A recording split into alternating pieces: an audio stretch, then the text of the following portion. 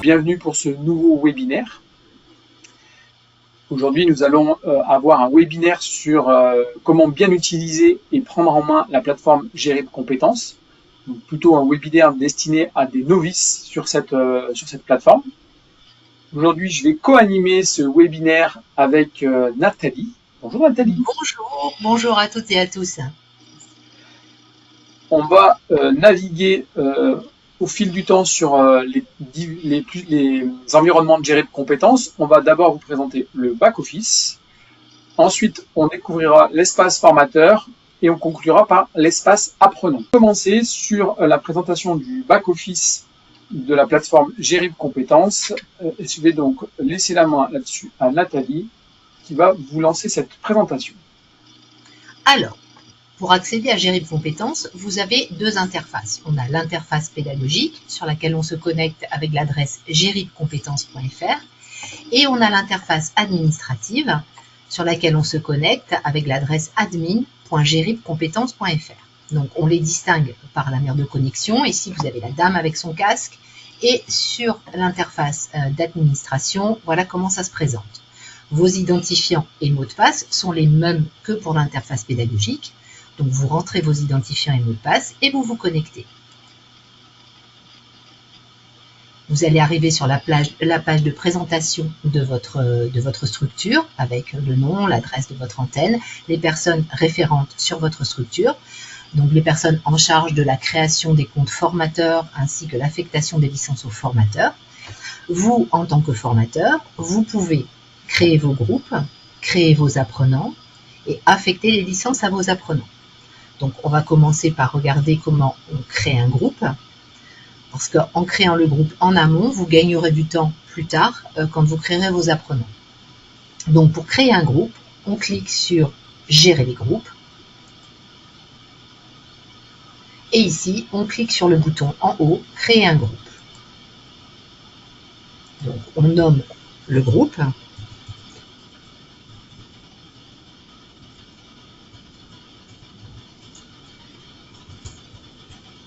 En cliquant dans le champ code, le code du groupe est automatiquement inscrit. Vous validez, votre groupe est créé. Vous allez le retrouver en bas de liste. Vos groupes se classent par date en fait. Donc vous allez le retrouver tout en bas. Donc là on voit bien notre groupe. Maintenant, on va aller créer nos apprenants. Donc, pour retourner à la page d'accueil, on a un fil d'Ariane qui se trouve en haut de la fenêtre. Vous pouvez cliquer dessus pour revenir à la page d'accueil. Ensuite, nous allons cliquer sur « Gérer les apprenants ». Ici, nous avons un bouton « Ajouter un apprenant ». En dessous, vous voyez la liste des apprenants déjà inscrits donc, sur votre structure. On clique sur « Ajouter un apprenant ». Et là, on va aller renseigner les différents champs. Donc, le prénom, le nom, l'adresse email,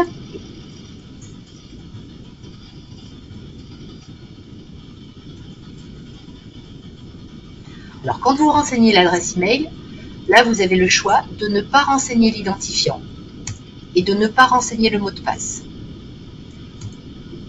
Dans ces cas-là, l'identifiant sera généré automatiquement par la plateforme et comprendra le début de l'adresse email, tout ce qui se trouve avant l'arrobase. Donc, je vous le montre en exemple.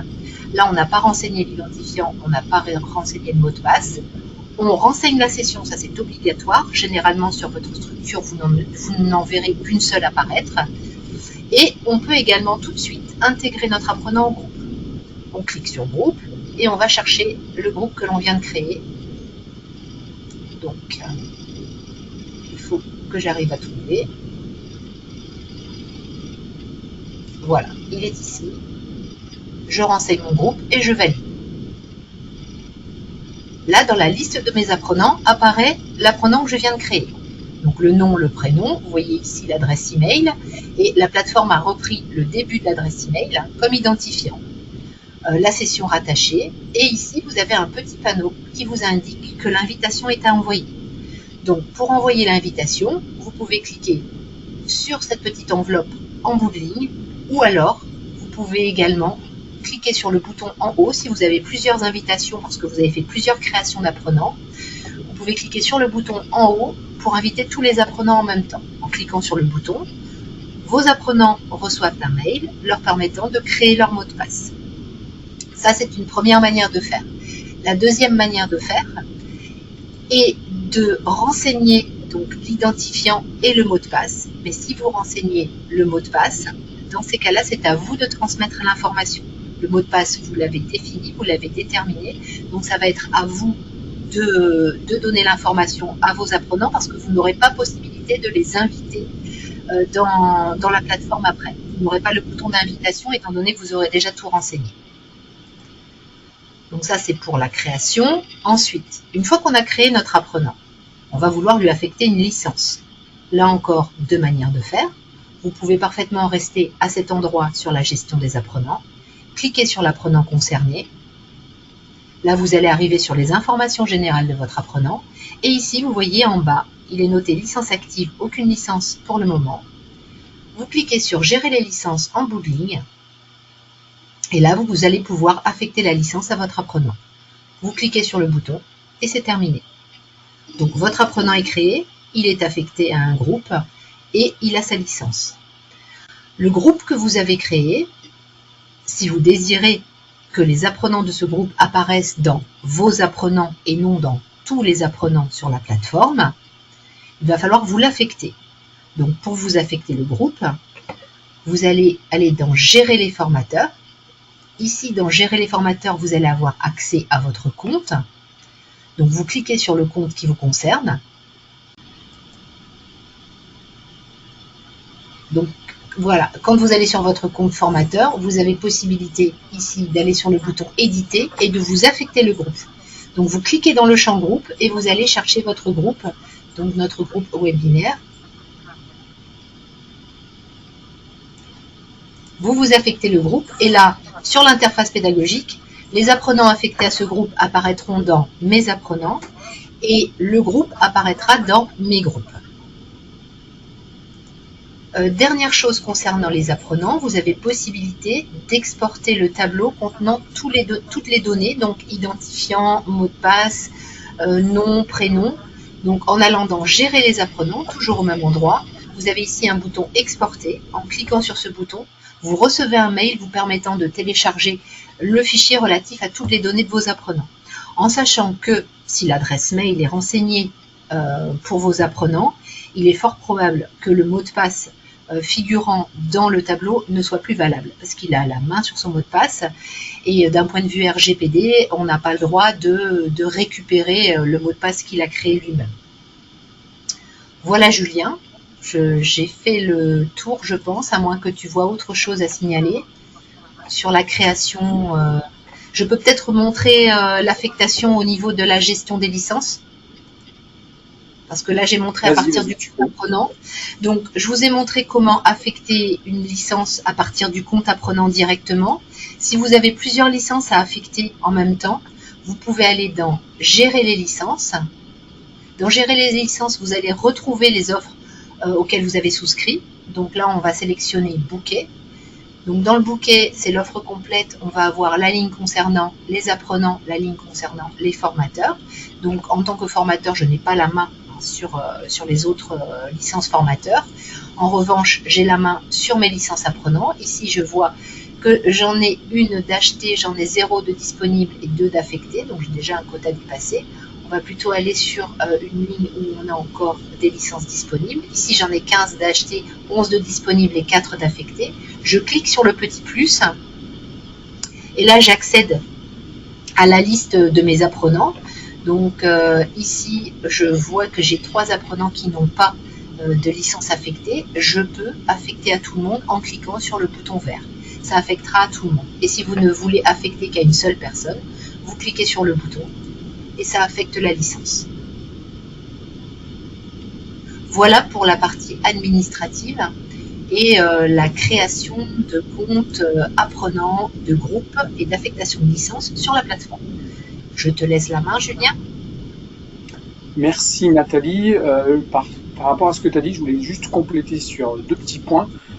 Vous pouvez très bien créer des comptes apprenants sans adresse email. Nathalie l'a expliqué très brièvement tout à l'heure, mais elle n'a pas précisé le terme, donc c'est tout à fait possible.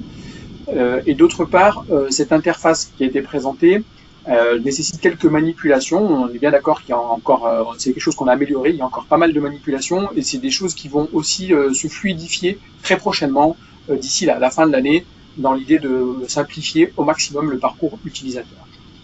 Donc maintenant, je vais prendre le relais et revenir sur ce qu'on appelle le LMS, donc la plateforme qui contient les contenus pédagogiques. Donc, au départ, dans ce cas-là, vous vous connectez sur l'URL geribcompétences.fr. C'est cette même URL qui va être utilisée que vous soyez apprenant, formateur ou référent, et que vous soyez sur un ordinateur ou sur une tablette ou sur un smartphone. C'est ensuite votre identifiant et votre mot de passe qui va personnaliser l'accès. Donc là, moi, je vais me loguer sur mon compte formateur, et une fois que je suis logué, j'arrive sur cette interface-là. Donc ici, vous êtes connecté en tant que formateur, on vous l'indique en haut à gauche. Sur l'écran d'accueil, vous accédez à des contenus pédagogiques. On voit ici qu'on a accès à 8 contenus, on va les présenter brièvement. Donc c'est à la vue, quand on se connecte, le catalogue, on tombe sur le catalogue des contenus. Vous avez d'autres onglets au niveau de la navigation, vous avez un onglet Mes ressources. Cet onglet Mes ressources permet de retrouver des activités qu'on aurait mis en préférentiel, en raccourci, donc des favoris. On pourra aussi créer des parcours par l'onglet Mes parcours, on va le voir tout à l'heure. Et on va pouvoir suivre la progression des apprenants à travers les 3 derniers menus, apprenants, résultats et prescriptions. Ici, on pourra créer d'autres apprenants, voir les groupes, et on pourra également suivre leur progression à travers les résultats ou les prescriptions qu'on a assignés à ces différents apprenants ou ces différents groupes. Alors, je reviens sur le catalogue. Idéalement, pour bien utiliser la plateforme Gerib Compétences et par rapport à vos apprenants, nous, on préconise de les évaluer, de les positionner, de voir où ils se situent, quels sont leurs points forts, leurs points faibles, et dans quoi ils doivent progresser ou encore s'améliorer, dans quel domaine. Je me rends dans le menu des évaluations. Ici, j'ai accès à un ensemble d'évaluations, plus d'une trentaine. En fait, les évaluations correspondent à nos programmes. Vous retrouverez donc des évaluations CLEA, soit un domaine spécifique du CLEA ou l'évaluation complète des 7 domaines. Ici, en fonction de votre public, vous choisirez le type d'évaluation que vous souhaitez assigner à vos apprenants. Si vous travaillez en CAP, par exemple, vous pourriez sélectionner cette évaluation-là. Si celle que nous on préconise souvent au démarrage, qui correspond à une grande partie de nos utilisateurs, c'est l'évaluation des savoirs de base. Pourquoi plus celle-ci qu'une autre? Celle-ci va tester l'apprenant sur des fondamentaux en français et en mathématiques. On va le voir ici, les compétences travaillées, et la capacité à raisonner de l'apprenant. C'est ce qu'on appelle la cognition. Ici, on a également le descriptif de l'évaluation, le temps nécessaire à l'apprenant, c'est une durée moyenne des utilisateurs, le nombre de questions, et en dessous, quand on fait glisser le petit ascenseur qui se trouve sur la droite, on a même accès aux questions de l'évaluation. En cliquant sur l'œil, je vais avoir même la question qui apparaît, je lance cette question dans mon espace formateur. Vous pourrez remarquer que comme on s'adresse à des publics non lecteurs, enfin mauvais lecteurs souvent, pas non lecteurs, mais mauvais lecteurs, on a la possibilité éventuellement à chaque fois d'oraliser la consigne, en cliquant sur le petit haut-parleur qui se trouve en haut. Compléter la série de dominos. Donc on peut oraliser la consigne et vous pourriez éventuellement, en cliquant sur l'œil, découvrir d'autres questions, d'autres items. Vous avez même la possibilité, en cliquant sur lancer, d'être dans une configuration comme un apprenant, où là vous allez dans votre espace formateur avoir toutes les questions qui vont se suivre. Et si vous choisissez donc de prescrire l'activité à un apprenant ou à un groupe, on clique sur ce menu et là on choisit l'apprenant ou le groupe auquel on veut assigner cette activité. Ici, je vois déjà les apprenants qui ont eu cette prescription d'activité. Je décide de le prescrire à Nathalie Dubois, donc je clique sur prescrire. Quelques petites informations complémentaires. Vous avez la possibilité d'ajouter un tiers-temps supplémentaire à l'apprenant en cliquant sur le petit icône symbolisé ici avec le timer, le chrono en plus. On pourrait joindre un message à la prescription d'activité. Moi, je vais souhaiter bonne chance à mon apprenant, par exemple, et on pourrait même planifier, c'est-à-dire qu'au lieu de faire l'envoi de la prescription en live, je veux que là, cette semaine, il est en vacances, il revient lundi 29, je décide de lui envoyer la prescription le lundi 29, ce qui fait que la prescription va se mettre en mémoire sur notre serveur et tombera dans l'espace apprenant le jour qui a été choisi par le formateur. Ça, c'est la procédure pour prescrire, assigner une évaluation à un apprenant. Du coup, on choisit l'activité que l'on va donner à l'apprenant.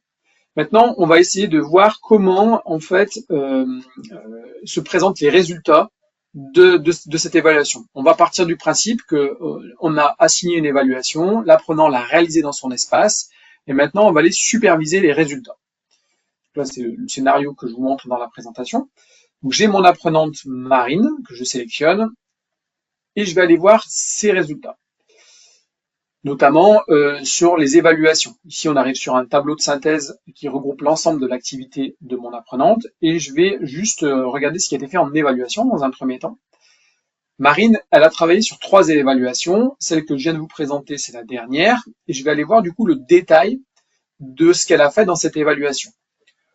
Ici, on a le score moyen, le temps n'en tenait pas compte, c'est nous qui l'avons fait, donc on a été plus rapide qu'un apprenant normal, on va dire. On a la possibilité ici de superviser toutes les réponses apportées par l'apprenant.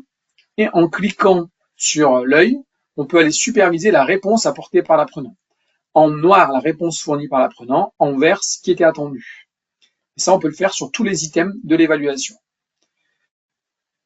En plus, vous pouvez avoir un affichage par compétence. Au lieu d'avoir par question, si je clique par compétence, ici on retrouve bien les 3 grands domaines que je vous ai présentés tout à l'heure. Et on voit que Marine, où elle est le plus en difficulté, c'est en maths, mathématiques. Et en cliquant sur la droite, ici, on peut retrouver les sous-domaines de la numératie. Et ça va être sur se repérer dans l'univers des nombres, quel est le plus en difficulté. Et en cliquant sur 6 questions, ici, on peut retrouver les réponses apportées par l'apprenant dans ce sous-domaine mathématique. Et le gros intérêt d'une plateforme numérique comme Gérer Compétences, c'est qu'on va pouvoir faire de l'individualisation. Qu'est-ce que ça veut dire? Ça veut dire que je vais pouvoir proposer à mon apprenant un parcours sur mesure post-évaluation à l'aide d'un algorithme, c'est une petite IA en fait, en cliquant sur l'onglet Générer un parcours. Ici, la plateforme va proposer 3 types de parcours, un parcours point fort, point faible et un mixte des deux.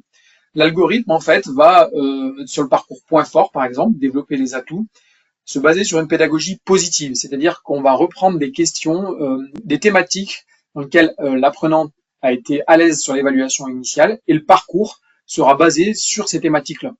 Le renforcement, c'est exactement l'inverse, on est plutôt sur des notions dans lesquelles l'apprenant a été en difficulté et le mixte des deux.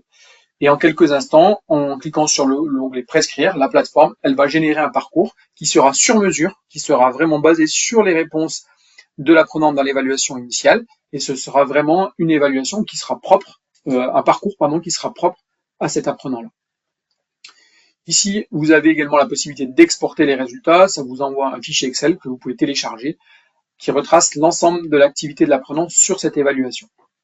Et ça fonctionne de la même façon dans toutes les autres évaluations. Si j'avais choisi une évaluation CLEA, une évaluation FLE, c'est donc distribué dans l'espace apprenant, celui-ci la réalise, et une fois réalisé, vous allez pouvoir analyser les résultats et générer des parcours post-évaluation, vraiment sur mesure, individualisés.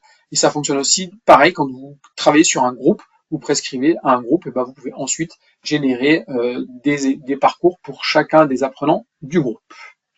Donc ça, c'est le mode de fonctionnement des évaluations. Ensuite, on va essayer de rentrer un petit peu dans la navigation du catalogue, voir comment on utilise les programmes, ce qu'on appelle également des référentiels.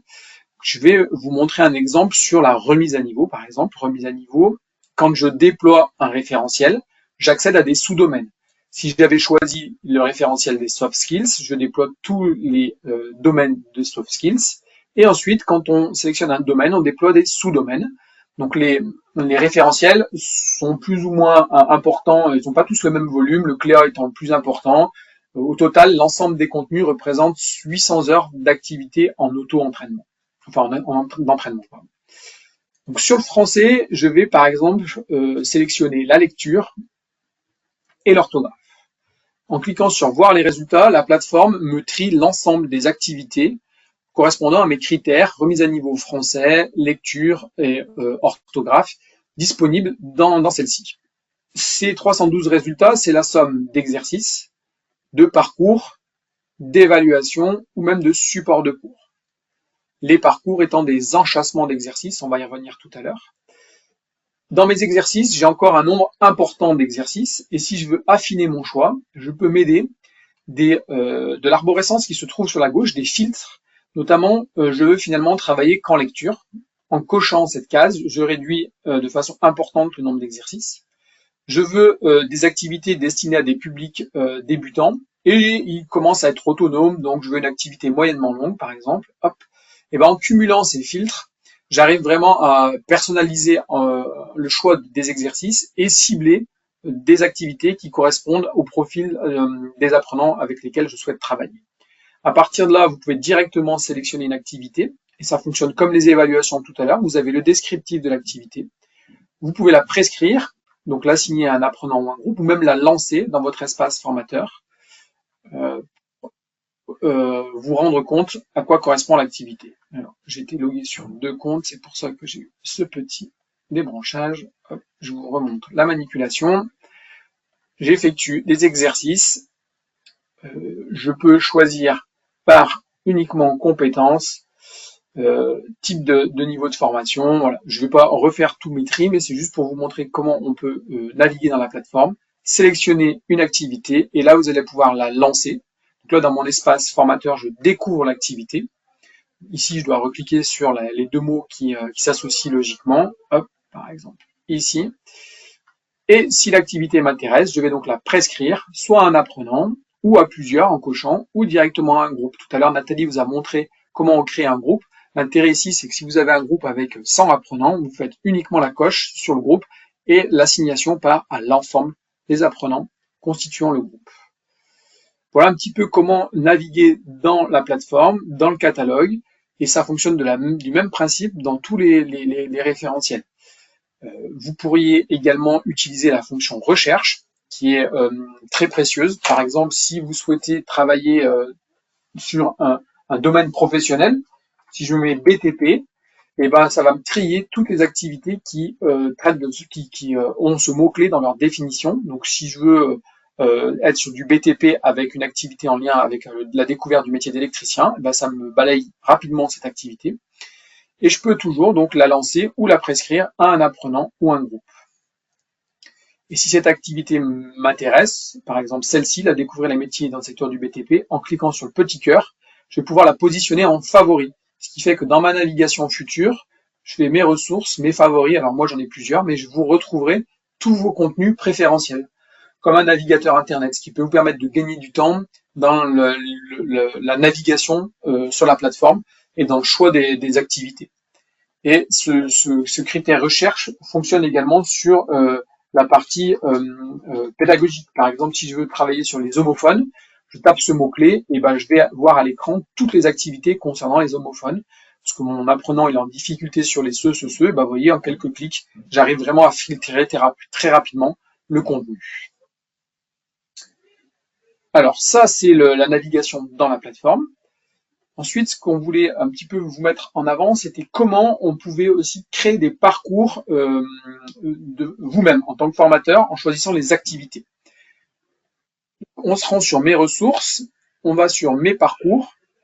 Ici, on va créer un nouveau parcours, donc on va le dénommer. Donc moi, je vais l'appeler par exemple 1107 et on va ajouter une question. Ici, on ouvre en fait la plateforme, le contenu de Gérer compétences, la boîte à outils. Et dans celle-ci, on va pouvoir créer des activités. Et on va pouvoir mixer les thématiques. Donc, si je veux travailler sur du CLEA, par exemple sur utiliser les règles en mathématiques, raisonnement mathématique, compléter un énoncé de problème, ben, je peux sélectionner ces 3 premiers items, ces 3 premières questions. Ça va être les premières étapes de mon parcours. Mon parcours, je veux travailler, c'est un apprenant qui est en train de passer le code de la route. Et je veux travailler sur également toujours le logico-mathématique, mais dans un domaine contextualisé. Ben, je décide de lui mettre des exercices sur calculer une distance. Et là, je sélectionne à nouveau 3 exercices et s'incrémente dans mon parcours. Donc, ainsi de suite, vous pouvez vraiment mettre autant d'étapes que vous le souhaitez dans le parcours, modifier l'ordre. C'est assez simple en termes de manipulation. Et on pourrait, dans les options, avoir la possibilité de rajouter une description et de le partager à la communauté. Ça veut dire que moi, Julien, je suis formateur, Nathalie, c'est ma collègue. Si je le partage à la communauté, elle-même pourra réutiliser ce parcours. Je l'autorise à l'utiliser, ce qui fait que c'est un espace collaboratif. Quand vous avez des formateurs qui ont plus d'aisance avec le numérique, ils peuvent partager, du coup, être contributeurs pour d'autres. Ou quand vous avez un formateur qui est spécialisé dans un domaine par rapport à ses collègues, il va pouvoir créer un parcours toujours réutilisable pour les autres. Vous, le parcours dans vos manipulations, il se retrouvera dans mes ressources, mes parcours, vous retrouverez celui que vous avez créé. Et votre collègue, si vous avez créé un parcours avec une dominance Cléa, par exemple, en se rendant sur le Cléa, il va retrouver son parcours ici, normalement, quand vous serez sur parcours, ou quand il y a un petit picto ici, ça pourrait indiquer, par exemple, Nathalie, et ça sous-entend que c'est Nathalie qui a créé ce parcours-là. Quand il n'y a pas de picto, c'est des parcours qui ont été créés par les équipes pédagogiques de GRIP, et on en voit plusieurs, c'est ceux que j'ai créés certainement au cours de différentes démonstrations. Et là, on sélectionne le parcours et on peut à nouveau le lancer ou le prescrire à un apprenant ou à un groupe. Je laisse Nathalie enchaîner avec l'analyse des résultats. L'analyse des résultats, oui, on a vu les résultats tout à l'heure avec Julien concernant les évaluations. Donc, on va retourner sur notre onglet résultats et on va aller voir maintenant les résultats par référentiel. Donc ici, on va aller chercher notre apprenant, l'apprenant sur lequel on veut consulter les résultats. Donc là, on a le résultat par type de contenu, ce qu'on a vu tout à l'heure avec Julien, avec les évaluations d'un côté et les entraînements, donc toutes les activités prescrites, type exercice, parcours ou cours de l'autre, avec à chaque fois le temps passé et le score moyen. Et en dessous, nous avons les résultats par référentiel. Donc ici, nous avons le CLEA, la remise à niveau. Admettons qu'on veuille consulter les résultats en remise à niveau pour notre apprenant. On va aller cliquer sur Voir plus. En cliquant sur Voir plus, on va voir les deux domaines concernés et on peut ici déplier la fenêtre pour aller voir les sous-domaines puis les compétences. Donc ici, on voit sur tableau et graphique que le score est de 0. On a ici un bouton renforcer. Si on clique sur ce bouton renforcer, la plateforme va nous proposer un ou plusieurs exercices, généralement jusqu'à 4 items, en lien avec la compétence que votre apprenant va pouvoir effectuer et donc qui est cohérent avec sa progression, en fait, le fait de le faire travailler sur ce domaine. Donc je vais vous montrer également sur un domaine où il y a plus d'informations. Ici, descendre un peu.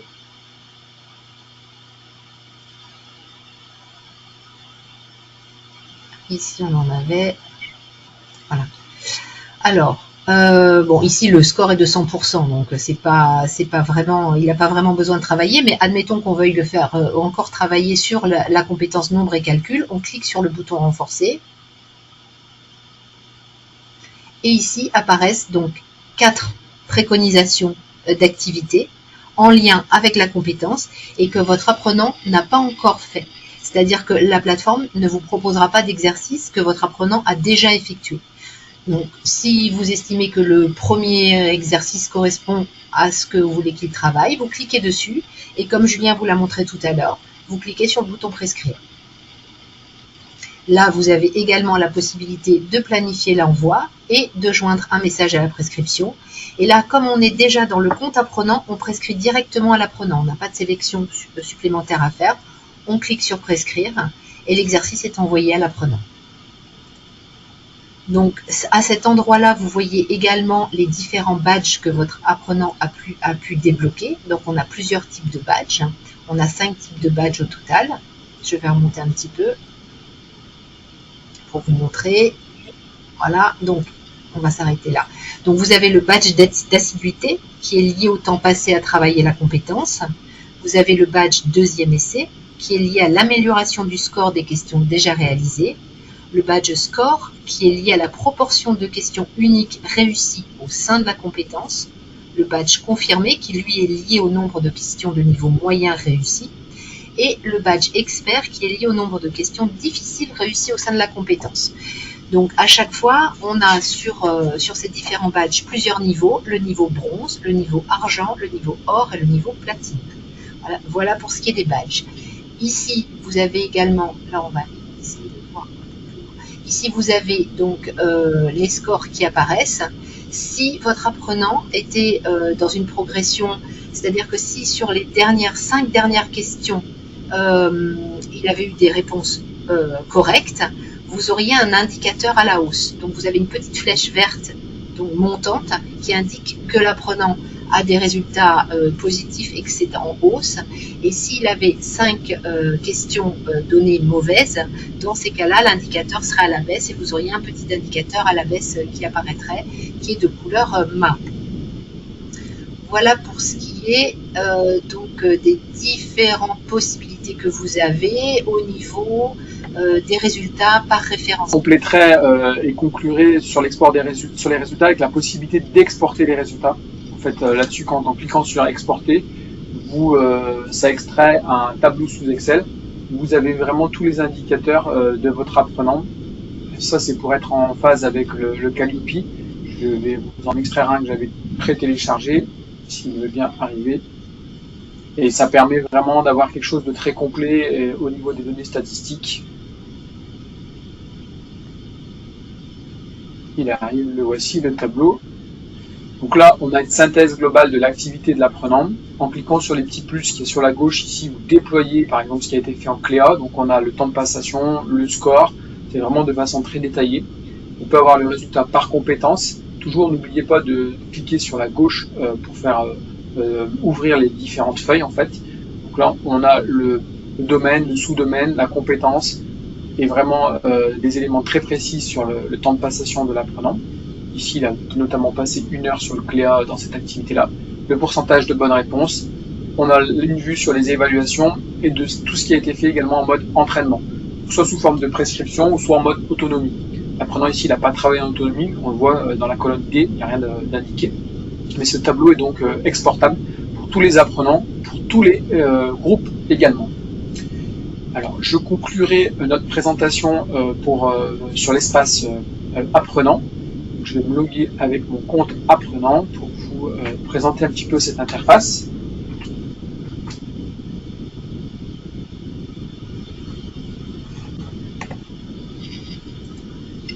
Donc ici sur l'espace apprenant, vous avez la possibilité de retrouver sur l'écran d'accueil toutes les assignations d'activités envoyées par le formateur ou par le ou ses formateurs, avec différents statuts. Quand l'activité n'a pas été débutée, elle est en mode commencer. Quand il l'a déjà démarré, elle se situe en reprendre. Et quand elle est terminée, elle n'est plus visible sur l'écran d'accueil. Donc ça, c'est l'approche, on va dire, avec un travail dit tutoré, une approche tutorée dans laquelle on a des formateurs qui assignent des activités, qui prescrivent des exercices, des parcours ou des évaluations à un apprenant. Le symbole ici de l'ardoise correspond à une évaluation, un trait vertical à un exercice. Et quand c'est un petit 8 avec un drapeau à l'arrivée, c'est un parcours. Et l'apprenant a aussi la possibilité d'aller travailler en autonomie. C'est-à-dire que là, de son propre chef, il va choisir des activités sans avoir eu recours à une prescription. Il clique sur code de la route.